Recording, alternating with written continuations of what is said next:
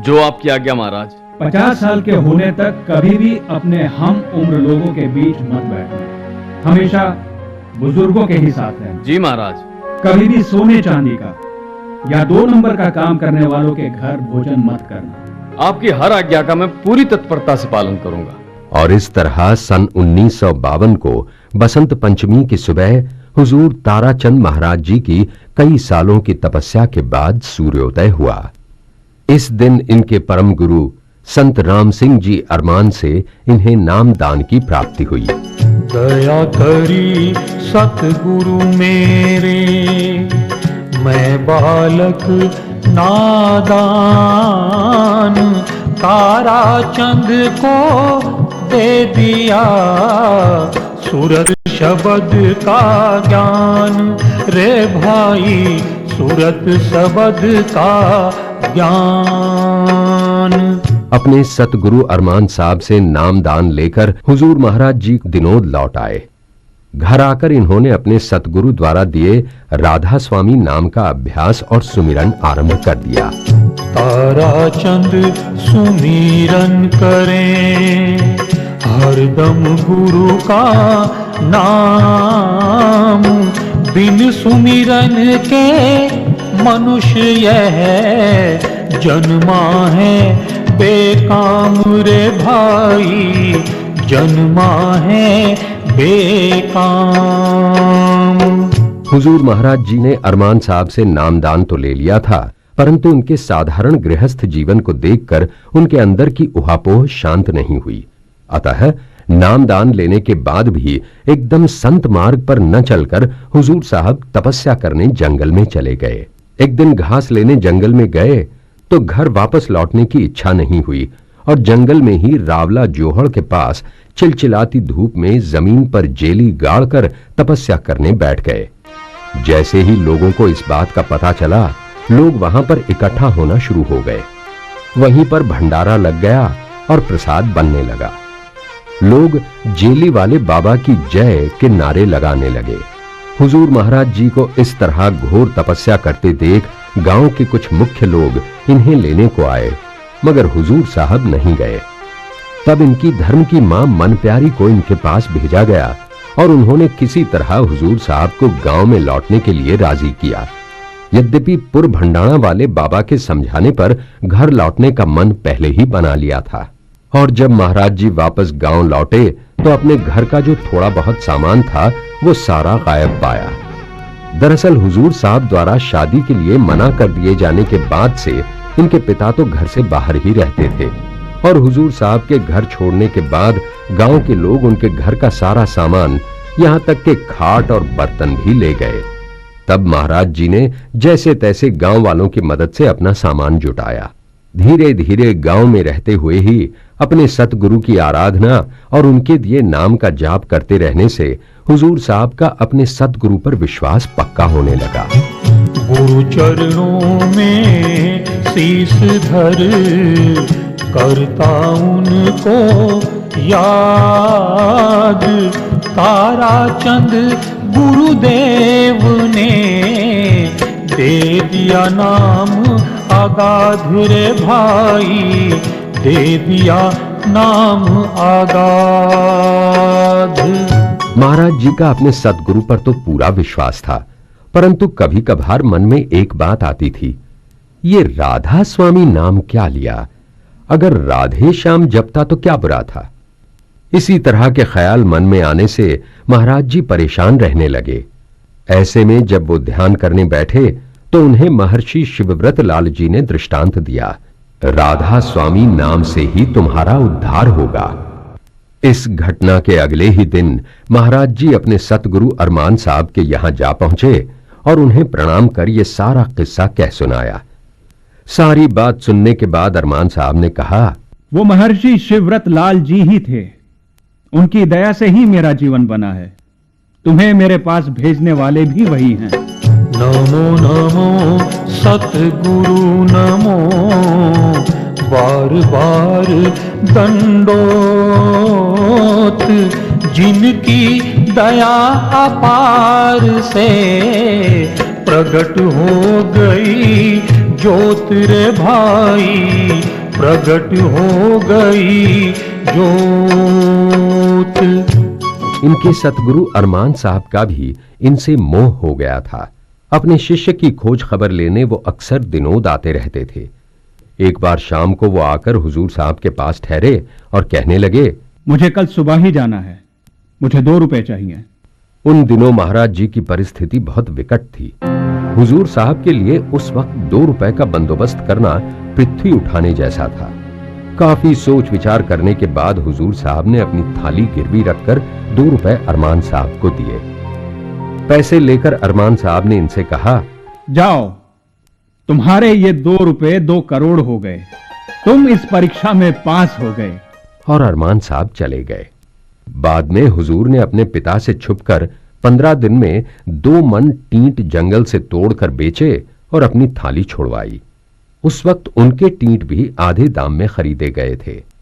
गुरु महाराज अरमान साहब से नामदान लेने के पश्चात हुजूर साहब अपना ज्यादा से ज्यादा समय नाम के अभ्यास व सत्संग में बिताते थे।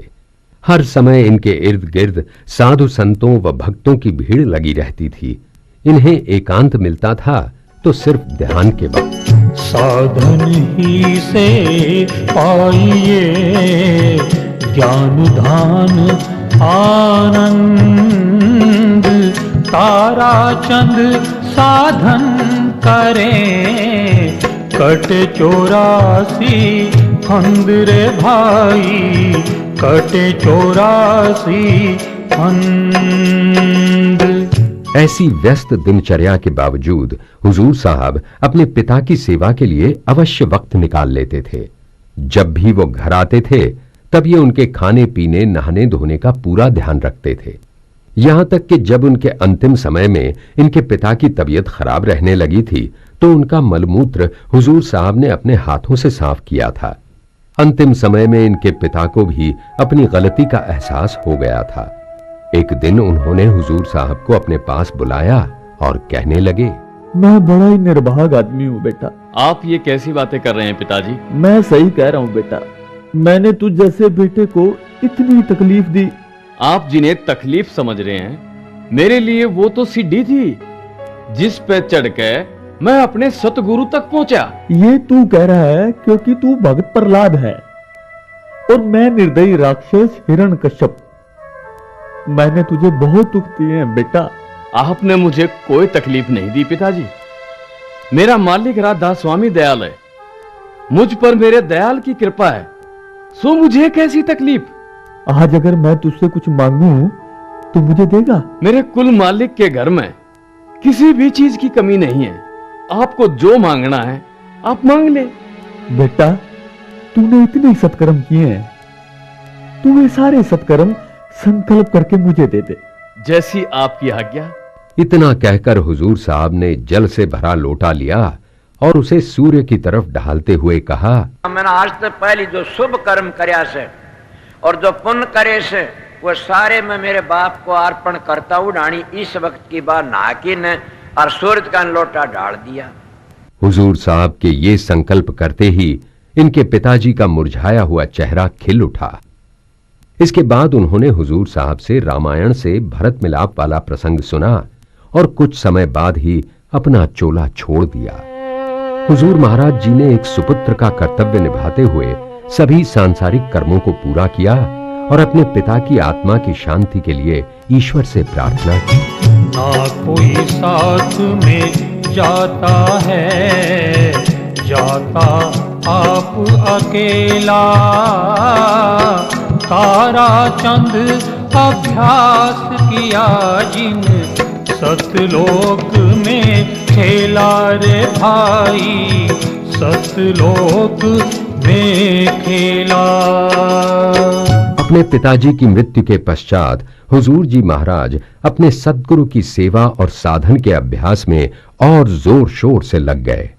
साधना और भजन में हुजूर साहब की इतनी रुचि देखकर एक दिन इनके सद्गुरु अरमान साहब ने कहा, तुमने इतने कम समय में जो अवस्था प्राप्त की है वो बड़े बड़े महात्माओं को भी जिंदगी भर नहीं मिल पाती। मैं तुमसे बड़ा प्रसन्न हूं। मैंने जान लिया है कि तुम इस संसार में किसी विशेष कार्य के लिए आए हो। मैं आज से तुम्हें नाम दान देने का हक देता हूं। मैंने जान लिया है कि तुम इस संसार में किसी विशेष कार्य के लिए आए हो। मैं आज से तुम्हें नाम दान देने का हक देता हूं और तुम्हें संत की उपाधि से विभूषित करता हूं। आप मेरे सतगुरु हैं, परम संत हैं महाराज। आपका हर आदेश मानना मेरा कर्तव्य है, परंतु मेरे जैसा अनपढ़ गंवार इंसान क्या इतनी बड़ी जिम्मेदारी के लायक है? मूर्ख, इसमें पढ़े लिखे वाली बात कहां से आ गई? 4 पोथी पढ़कर ही कोई पंडित नहीं बन जाता। तू अपने आप को अनपढ़ समझता है? तू देखना, एक दिन तू बाहर के मुल्कों तक में जाएगा और राधा स्वामी के नाम को रोशन करेगा। तुझे तो बस मेरा हुक्म बजाना है, करना तो सब मुझे ही है। अपने सतगुरु के हाथों नामदान का अधिकार मिलने के बाद भी हुजूर साहब को अपने सतगुरु के रहते भक्तों को नामदान देते संकोच होता था। तब अरमान साहब जबरदस्ती इनके हाथ से लोगों को नामदान दिलाने लगे और सन 1969 में तो एक अनोखा वसीयतनामा करके अपनी ये जिम्मेदारी पूरी तरह हुजूर साहब को सौंप दी। बेखट के तुम नाम दो, करो संत प्रचार,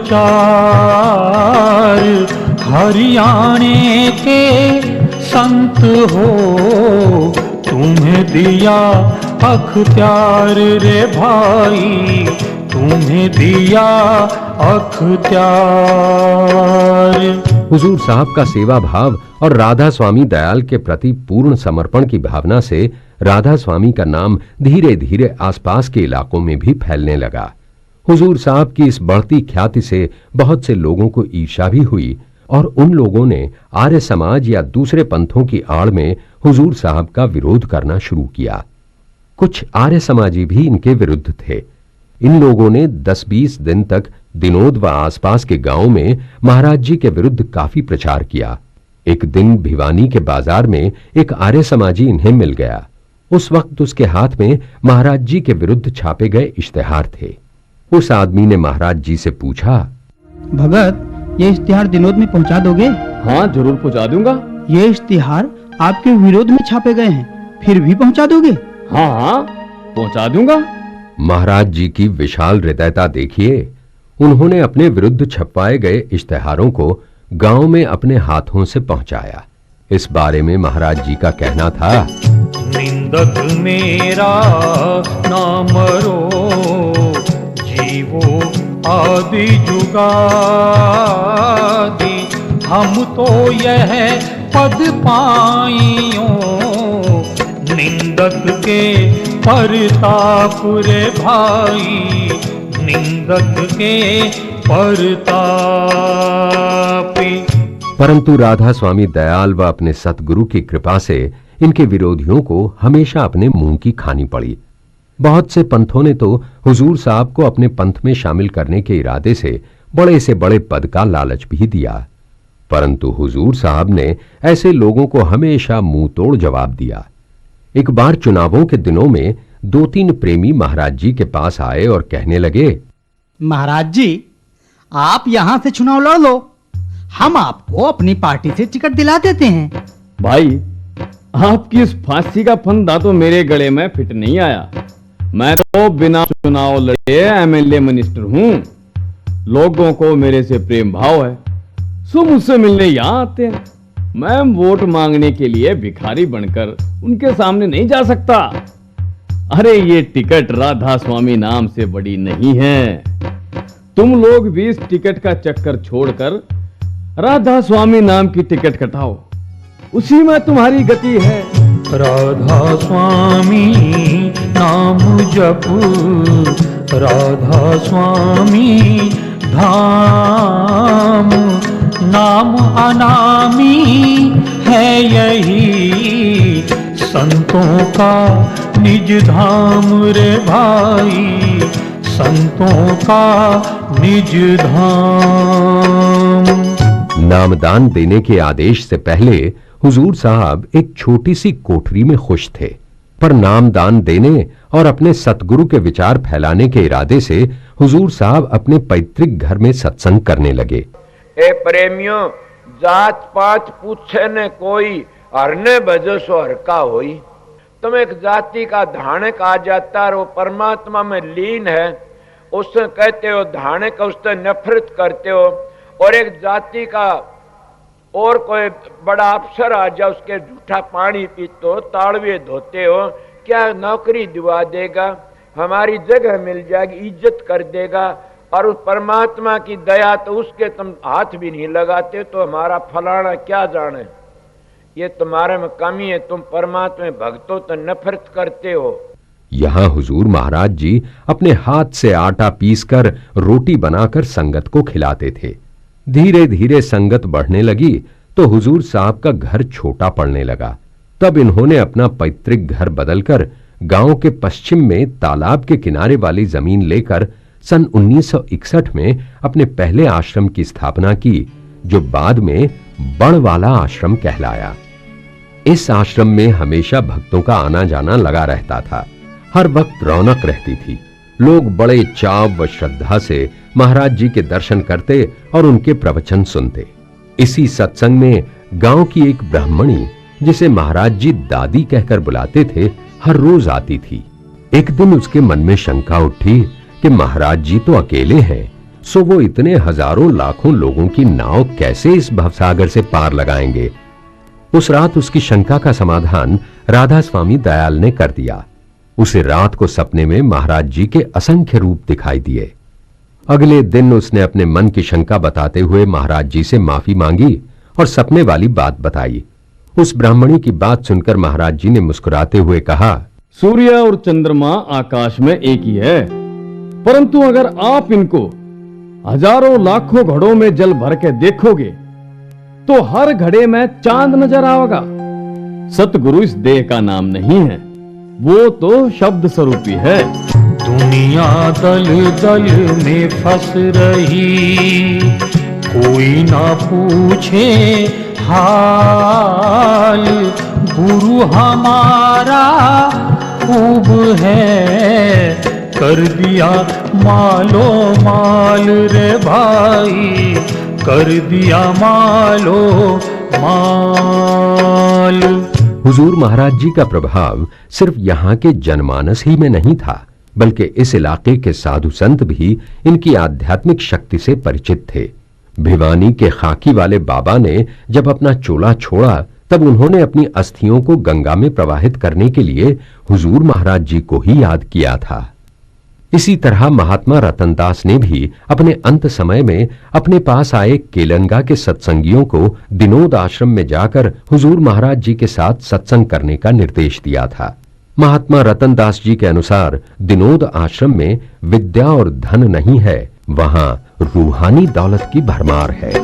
सच्चे गुरु के पास में सच्चा मिलता ज्ञान, तारा चंद वह कर रहे सबका आदर मान रे भाई, सबका आदर मान।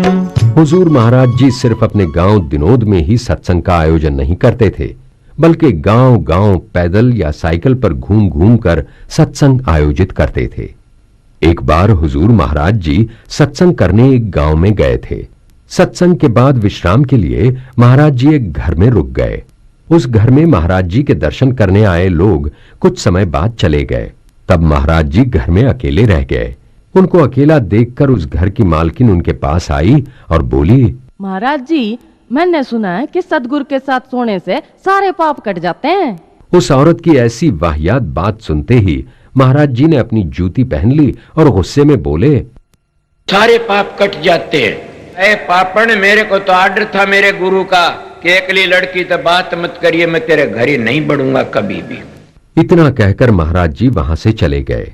औरत जात के बारे में महाराज जी का कहना था, एक नारी सो सदा जती, अपनी नारी को नारी समझो और माता बहन समझो, और मेरी माता अपने पति को पति समझो और सब भाई भतीजे समझो।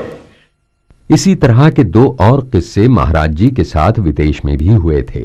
जहां दो महिलाओं ने महाराज जी के सामने शादी का प्रस्ताव रखा था। इनमें से एक महाराज जी से शादी करके ऐश करना चाहती थी, तो दूसरी इस रास्ते पर अपनी मुक्ति का मार्ग तलाश रही थी। महाराज जी ने पहली को उपदेश दिया कि उनके जीवन में मां, बहन और बेटी के अलावा स्त्री का चौथा कोई स्थान है ही नहीं, और दूसरी स्त्री को समझाते हुए कहा, तू मेरी मां है, मैं तुम्हारा बेटा हूं। मैंने बेटा बनकर तुम्हारे चरण स्पर्श कर लिए। मेरे स्पर्श मात्र से अगर तुम्हारा उद्धार होना है तो वो अब भी हो जाएगा। नारी की झाई पड़े अंधा होत भुजंग, ताकि कौन गति जो नित नारी के संग रे भाई, नित नारी के संग। हुजूर महाराज जी अपने भक्तों को बहुत चाहते थे, उनसे बड़ा लगाव था। उन्हें अपने प्रेमियों को ऐसी बात के लिए मना नहीं करते थे महाराज जी। एक बार एक नामदान ग्रहण की हुई उच्च कुलीन बहन ने महाराज जी को अपने घर आने का निमंत्रण दिया। महाराज जी न सिर्फ उसके घर गए बल्कि वहां सत्संग भी किया। सत्संग समाप्ति के बाद उस बहन ने हाथ जोड़कर महाराज जी से निवेदन किया, महाराज जी, आप मेरे पति की शराब छुड़ा दीजिए, मैं आपकी जिंदगी भर एहसानमंद रहूंगी। इस बहन जी की बात सुनने के बाद महाराज जी ने उसके पति को बुलाया और बोले, भाई मैं तेरी शराब नहीं छुड़वाऊंगा, परंतु लोक लाज के वास्ते तेरे से एक प्रण जरूर करवाऊंगा। कैसा प्रण महाराज जी? जब तक मैं तुझे नजर आऊंगा तू शराब नहीं छुएगा।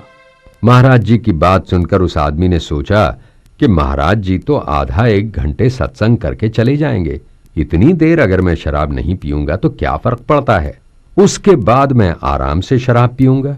ये विचार करके उस आदमी ने महाराज जी को वचन दे दिया। इसके बाद हुजूर महाराज जी प्रस्थान कर गए और सायंकाल होते ही उस सज्जन ने शराब की बोतल निकाल ली, परंतु जैसे ही उसने बोतल को मुंह से लगाना चाहा, उसे बोतल में साक्षात महाराज जी का स्वरूप नजर आया। महाराज जी की ये लीला देखकर उसने बोतल फेंक दी और कभी भी शराब न पीने की कसम खाई। इस प्रकार हुजूर महाराज जी ने अनेक लोगों को नशे से मुक्ति दिलाकर हजारों परिवारों को आबाद किया। पीना बुरा शराब का भ्रष्ट बुद्धि हो जाए, खराब करे दिमाग को, यह है बुरी बलाएं रे भाई, ये है बुरी बलाएं। हुजूर महाराज जी के दरवाजे से कभी कोई खाली नहीं गया। जिसने जो चाहा उसे वही मिला। मांगने की बात को लेकर हुजूर साहब कहा करते थे, तुम लोग संतों के पास मांगने आ जाते हो, परंतु तुम लोगों को कुछ मांगना भी नहीं आता। अरे भौतिक वस्तुओं की चाह छोड़कर संतों से भजन सुमरण मांगो, फिर देखो कैसे तुम्हारा बेड़ा पार होता है। मैं गारंटी वाला महात्मा हूं, मैंने फकीरों का सत्संग किया है। तुम लोग सावधान पहुंचने के लिए 12 महीने नियम से अभ्यास करना, ब्रह्मचर्य का पालन करना और खुद कमा कर खाना। इसके बाद अगर तुम प्रकाश और शब्द में नहीं चले जाओ तो मेरा नाम बदल देना। झंझट सब झटपट मिटे, कटे 84 फंद, गुरुमुख निर्भय दे बना, कहता तारा चंद रे भाई, कहता तारा चंद।